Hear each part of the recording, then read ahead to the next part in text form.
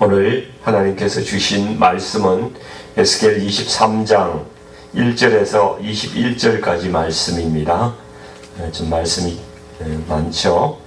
그러나 우리가 같이 중요한 말씀이기 때문에 같이 다 합독해서 읽도록 하겠습니다. 구약성경 1184면점에 있습니다. 자, 우리 말씀을 찾으신 줄 알고 같이 읽도록 하겠습니다. 또 여호와의 말씀이 내게 임하여 이르시되 인자야, 두 여인이 있었으니 한 어머니의 딸이라. 그들이 애굽에서 행음하되 어렸을 때에 행음하여 그들의 유방이 눌리며 그 처녀의 가슴이 어루만져졌나니 그 이름이 형은 오홀라요 아우는 오홀리바라. 그들이 내게 속하여 자녀를 낳았나니 그 이름으로 말하면 오홀라는 사마리아요 오홀리바는 예루살렘이니라. 오홀라가 내게 속하였을 때에 행음하여 그가 연애하는 자 곧 그의 이웃 아수르 사람을 사모하였더니 그들은 다 자세복을 입은 고관과 감독이요 준수한 청년이요 말타는 자들이라. 그가 아수르 사람들 가운데 잘생긴 그 모든 자들과 행음하고 누구를 연애하든지 그들의 모든 우상으로 자신을 더럽혔으며 그가 젊었을 때에 애굽 사람과 동침하며 그 처녀의 가슴이 어루만져졌으며 그의 몸에 음란을 소돔을 당한 바 되었더니 그가 그때부터 행음함을 맞이 아니하였느니라. 그러므로 내가 그를 그의 정든 자 곧 그가 연애하는 아수르 사람의 손에 넘겼더니 그들이 그의 하체를 드러내고 그의 자녀를 빼앗으며 칼로 그를 죽여 여인들에게 이야깃거리가 되게 하였나니 이는 그들이 그에게 심판을 행함이니라. 그 아우 오홀리바가 이것을 보고도 그의 형보다 음욕을 더하며 그의 형의 간음함보다 그 간음이 더 심함으로 그의 형보다 더 부패하여 졌느니라. 그가 그의 이웃 아수르 사람을 연애하였나니 그들은 화려한 의복을 입은 고관과 감독이요 말타는 자들과 준수한 청년이었느니라. 그 두 여인이 한 길로 행함으로 그도 더러워졌음을 내가 보았노라. 그가 음행을 더하였음은 붉은색으로 벽에 그린 사람의 형상 곧 갈대아 사람의 형상을 보았음이니 그 형상은 허리를 띠로 동이고 머리를 긴 수건으로 쌌으며 그의 용모는 다 준수한 자 곧 그의 고향 갈대아 바벨론 사람 같은 것이라. 그가 보고 곧 사랑하게 되어 사절을 갈대아 그들에게로 보내매 바벨론 사람이 나와 연애하는 침상에 올라 음행으로 그를 더럽히매 그가 더럽힘을 입은 후에 그들을 싫어하는 마음이 생겼느니라.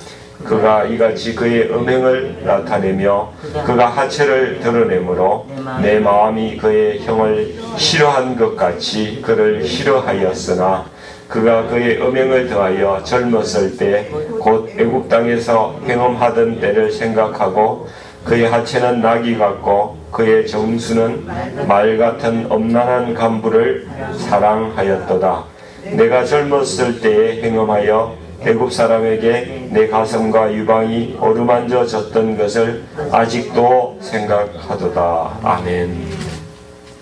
오늘 이 말씀을 가지고 혼인언약을 소홀히 여긴 두 자매의 비극적인 이야기를 한번 해보려고 합니다. 결혼은 하나님께서 맺어주신 언약 관계입니다. 그런데 어느 일방이 언약을 깨고 간음을 했을 때에 하나님은 어떻게 하시기를 원하실까요? 이 배우자 중에 고통을 준 사람이 있고 고통을 받은 사람이 있게 되겠죠. 예수님은 마태복음 19장 9절에 간음을 이유로 하는 이혼은 예외적으로 허용을 하십니다. 누구든지 음행한 연고 외에 아내를 버리고 다른 데 장가드는 자는 간음함이니라 이렇게 말씀합니다. 배우자의 간음은 혼인 언약을 깨는 심각한 죄이기도 하고 피해자가 겪는 아주 심각한 고통을 생각해서 이 혼인관계를 끝낼 수 있는 권리를 예수님은 허용하신다는 말씀입니다. 하지만 이것은 허용이지 꼭 그렇게 하라고 명령하시는 것은 아닙니다. 하나님은 여전히 회개하고 화해의 가능성이 있다면 그 관계가 회복되는 것을 원하신다는 사실이죠. 그것을 기뻐하십니다. 부부가 간음 사건을 겪을 때에 하나님은 무조건 죄를 덮어주기만 하라고 하시지는 않습니다. 그리고 무조건 헤어지라고 또 하시지도 않습니다. 진실한 회개와 믿음 안에서 부부가 언약을 새롭게 세우고 다시 시작하기를 원하신다는 것이죠. 그래서 이스라엘 백성들이 금송아지 우상숭배를 했을 때에 모세가 그 십계명 돌판을 하나님께 받아서 내려오다가 던져서 깨어버립니다. 하나님과 이 백성이 언약 관계가 깨어진 것을 말씀하고 있는 것이죠. 이 하나님께서 그래서 이 백성을 다 멸하고 모세 너로 하여금 다시 시작하겠다고 그렇게 말씀할 때에 모세가 하나님께 간절히 기도하면서 중보합니다. 그렇게 하지 마옵소서. 그래서 하나님께서 백성을 용서하시고 그 언약을 갱신해서 두 번째 돌판을 만들어서 주시는 것입니다. 다시 언약을 새롭게 해서 다시 시작하자, 이러한 말씀을 주신 것이죠. 그래서 간음한 배우자는 반드시 회개해야 됩니다. 말과 눈물로만 하는 것이 아니라 행동으로 신뢰를 회복할 수 있도록 이전과는 확실히 변해야 된다는 것이죠. 상처받은 배우자는 용서와 회복을 선택할 수도 있지만은 만약에 배신이 계속된다면은 하나님께서는 그 피해자의 고통과 선택을 존중하시기 때문에 이혼도 허용하신다는 것이죠. 그래서 이런 경우에는 이혼을 선택해도 죄를 짓는 것은 아니라는 말씀입니다. 그러나 하나님께서 더 원하시는 것은 언약적인 사랑을 다시 회복하는 것이죠. 새롭게 언약을 갱신하는 것입니다. 그리고 다시 시작하는 것이 하나님의 뜻이라는 것이죠. 하나님께서 이스라엘 백성에 대한 마음도 이와 같다는 것입니다. 하나님께서 시내산에서 당신의 백성과 피로 언약을 맺으세요. 시내산 언약을 이야기하는 것이죠. 그것을 하나님께서는 혼인의 언약으로 그렇게 보십니다. 이스라엘 백성과 하나님께서 혼인한 것처럼 그렇게 보시는 거예요. 그리고 지금도 유대인들도 그렇게 혼인 언약을 우리가 하나님과 했다. 지금까지도 그렇게 믿고 살아오고 있습니다. 그런데 그 이후에 지속적으로 일어나는 이스라엘 백성들의 이 간음 문제, 우상 숭배 문제, 남편을 두고 다른 남자와 연애하는 부정한 배우자와 같다는 그러한 사실을 선지자들 통해서 계속 너희가 간음하고 있다, 우상 숭배하고 있다, 이렇게 일관되게 말씀을 하고 있습니다. 오늘 본문도 이 사마리아와 예루살렘, 사마리아는 북이스라엘의 수도고 예루살렘은 남유다의 수도입니다. 그 나라를 지칭하는 거예요. 이 두 나라가 하나님께 대한 신실함을 버리고 다른 남자를 찾아다니는 여인으로 그렇게 비유를 하고 있는 것입니다. 부부관계에서 정절과 신뢰가 깨어지면은 인생에서 가장 큰 상처를 입게 됩니다. 그런 것처럼 우리가 우상 숭배를 하면서 하나님보다 다른 것에 더 마음을 뺏기면은 하나님께 가장 큰 아픔을 드린다는 것입니다. 이 사마리아와 예루살렘은 북이스라엘과 남유다, 분열된 두 왕국을 가리킵니다. 이들의 근원은 같은 것이죠. 야곱의 아들 12지파 중에서 10지파는 북이스라엘이 되었고 2지파만 남유다가 됩니다. 어느 지파일까요? 유다와 베냐민. 유다와 베냐민 두 지파가 남유다가 됩니다. 나중에 북이스라엘에서 막 금송아지를 단과 베델에 막 설치하고 하니까 레위 사람들은 그쪽에도 레위 사람들이 흩어져서 각 민족 속에 들어가 살았거든요. 각 지파 속에. 그 사람들은 거기서 섬기지 못하겠다. 그래서 다 예루살렘으로 피난을 내려와요. 그래서 사실상 레위 지파들이 유다에 많이 모였기 때문에 실제로 세 지파가 유다를 이루는 그런 것이 됩니다.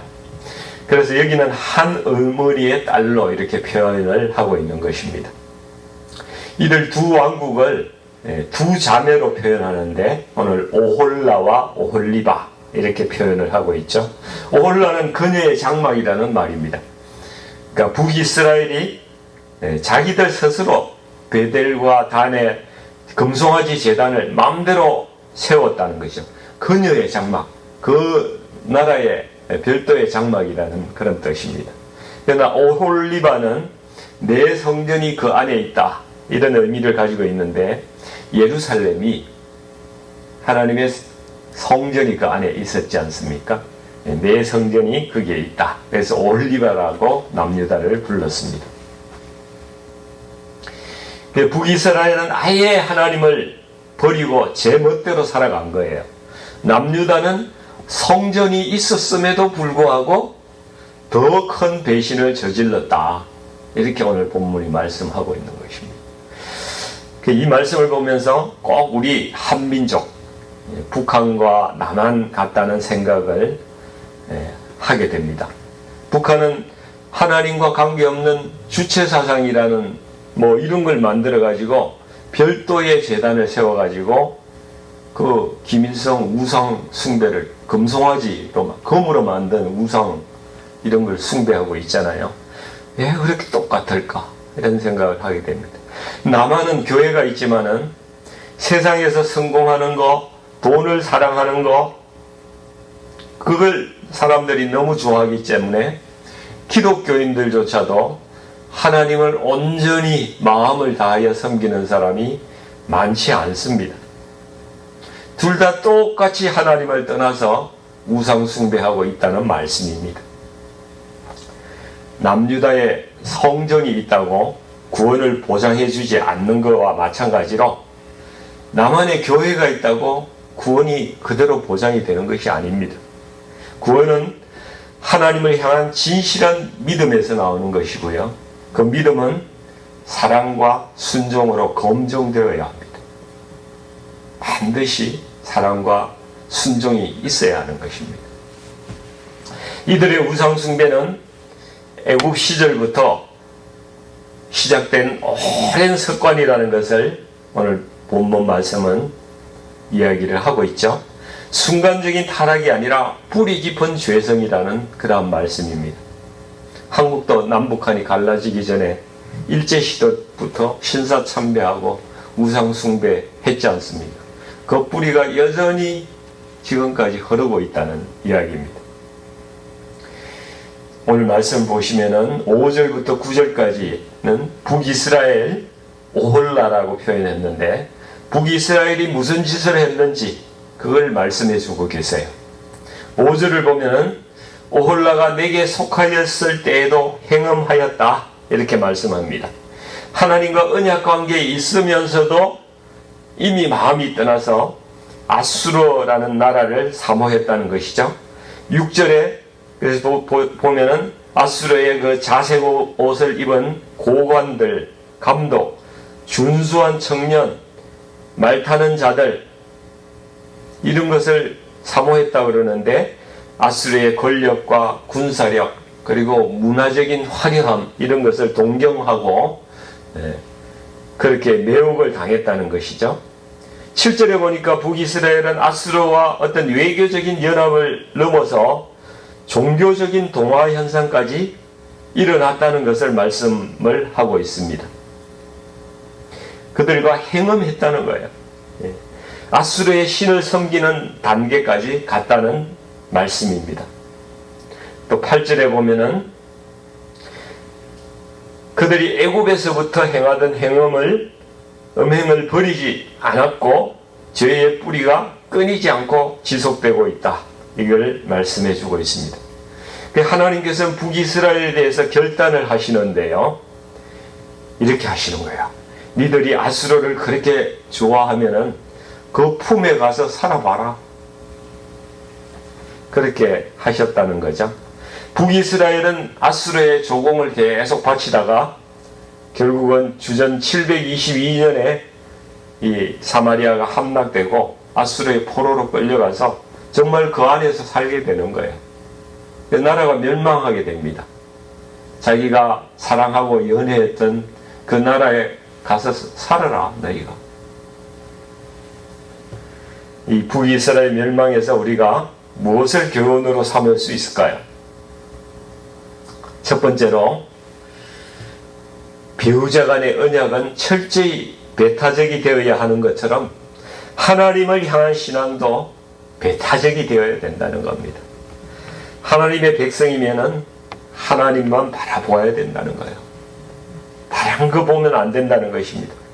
하나님께 속하면서도 계속 다른데 기웃기웃거려서는 안 된다는 것입니다.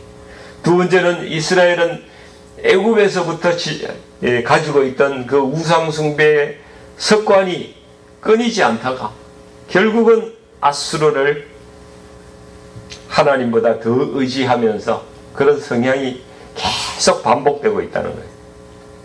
죄의 근원을 끊어내지 않으면은 그 죄의 패턴이 반복된다는 거예요. 이것을 끊는 유일한 방법은 뭘까요? 십자가에서 우리 옛사람이 죽는 겁니다. 옛사람이 죽는 거예요. 그거밖에 없습니다.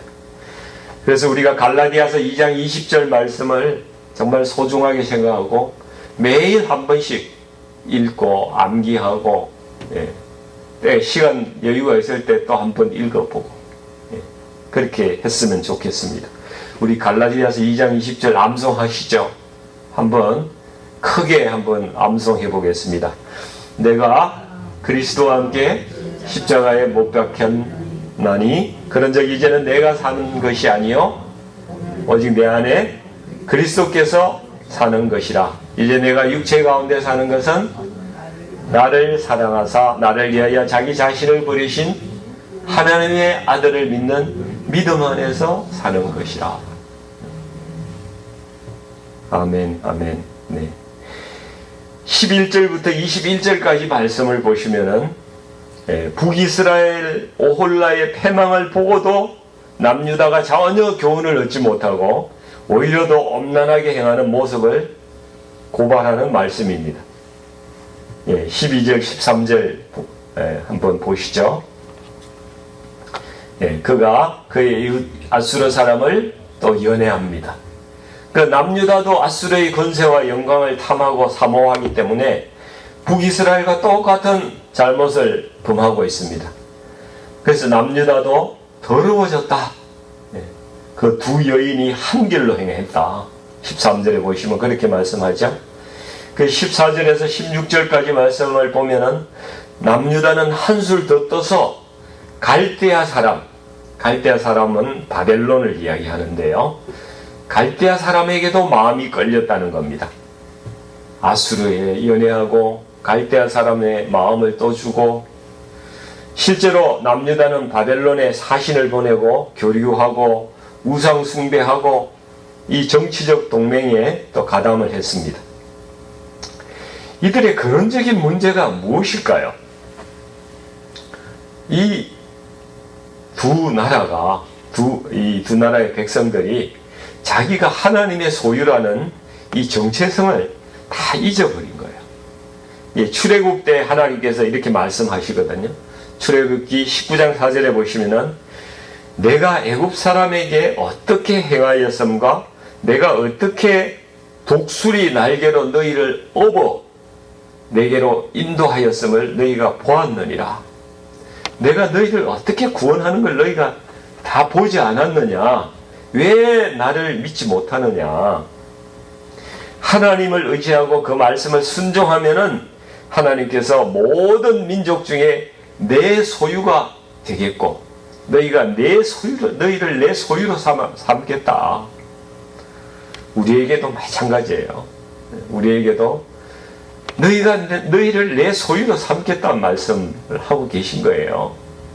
예, 베드로전서 2장 9절에 똑같은 말씀을 주고 계시거든요. 너희가 내게 대하여 제사장 나라가 되고 거룩한 백성이 되리라.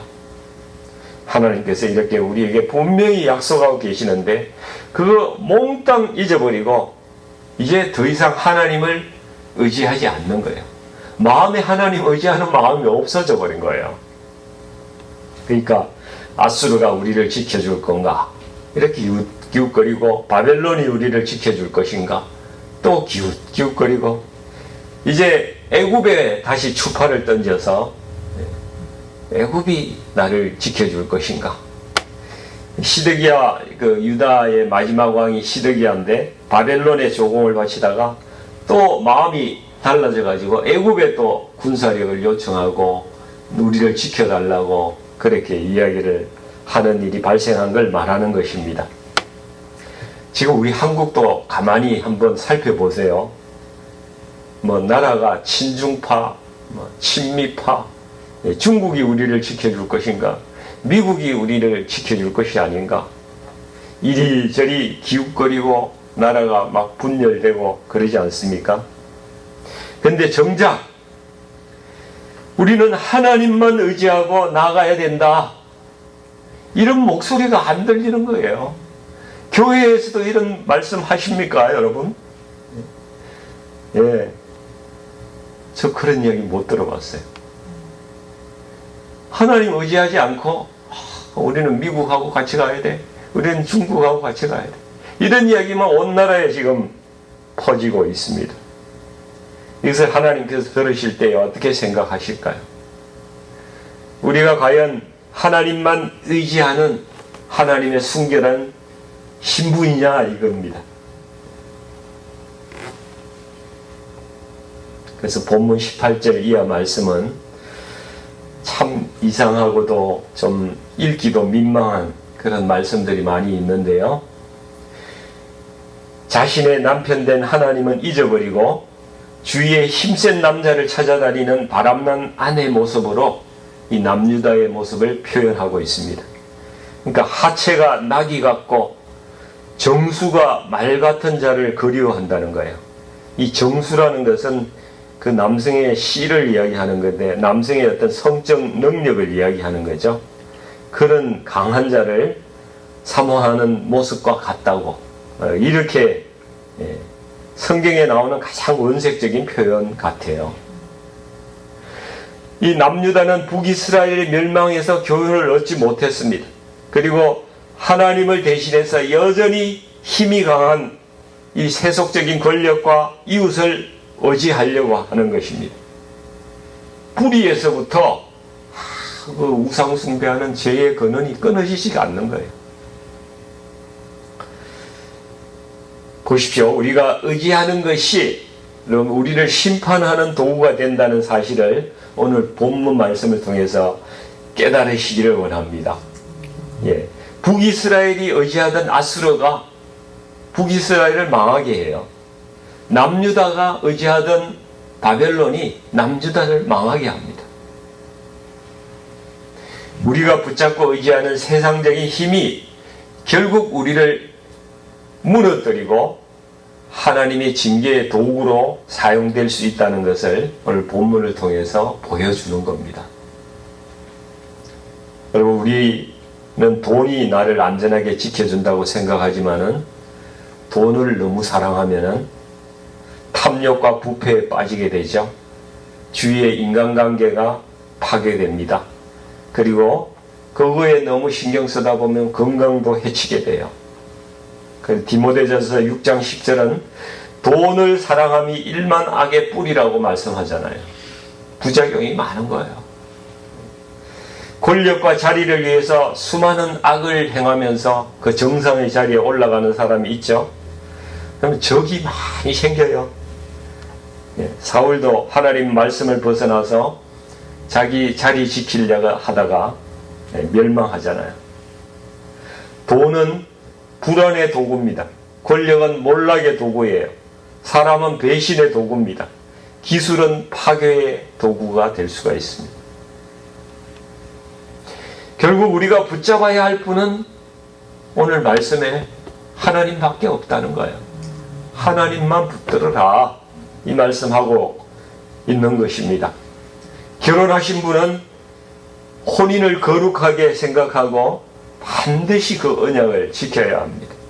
마찬가지로 하나님과 우리는 혼인의 거룩한 언약 관계에 있다는 사실을 기억해야 된다는 것이죠.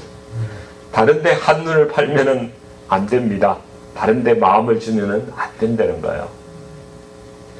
그리고 무엇이 나를 지키느냐? 지금 우리는 어디에 더 많은 시간과 마음을 투자하고 있습니까? 지금 내 시간과 내 마음을 잡고 있는 것이 나의 주인이라는 거예요. 그렇죠? 지금 누가 나의 주인입니까? 무엇이 나의 주인입니까? 한번 생각해 보세요. 하나님을 떠나서 우리를 의지하는 것들이 결국에는 나를 파멸시킬 수 있다. 이것을 우리가 분명히 기억하고 더 늦기 전에 우리는 하나님께 돌아가야 됩니다. 아직 늦지 않았습니다. 하나님은 언약을 기억하세요. 그 언약으로 돌아오는 자를, 그 처음의 언약으로, 그 사랑의 언약으로 돌아오는 자를 기뻐하시고 돌아올 때에 회복시켜 주신다는 사실입니다. 하나님은 지금도 우리를 기다리고 계십니다. 내가 좋아하고 사랑했던 것들이, 내가 연애했던 것들이 나를 징계하는 도구가 되어가지고 그것이 부메랑이 되어서 나를 치기 전에 예수님을 신랑 삼고 그 언약의 신부의 자리를 정말 다시 회복하고 주 안에서 기쁨과 자유와 평강을 누리는 그런 삶을 살아가시는 저와 여러분이 되시기를 주님의 이름으로 간곡히 축원드립니다. 같이 기도하겠습니다. 아버지 하나님, 저희들이 세상에서 부한 것과 강한 것을 늘 따라다니면서 하나님을 잊어버린 때가 있음을 참 고백합니다. 지금도 그렇게 살아가고 있음을 주님 앞에 고백하지 않을 수 없습니다. 육신의 만족과 욕망을 채우려고 살았던 저희들을 아버지 불쌍히 여겨주시고 용서하여 주시기를 원합니다. 아버지, 우상을 숭배하다가 마음이 부패해버리는 그런 사람이 되지 않도록 하나님께서 도와주시옵소서. 아버지, 저희가 오늘 먹을 것이 있으면은 자족하고 감사하며 겸손히 주님 앞에 서기를 원합니다. 하나님 사랑하는 마음보다 더 앞서는 것이 있다면 그것을 우리가 결단코 우리 마음에 허용하지 않도록 하나님 우리의 중심을 붙들어 주시옵소서. 아버지 하나님, 하나님만 우리의 삶의 전부가 되게 하여 주시고 오직 우리가 붙들고 살아가는 그러한 우리 예수님 될 수 있도록 우리의 마음을 성령님 꼭 붙들어 주시옵소서. 예수님 이름으로 간절히 기도하옵나이다. 아멘.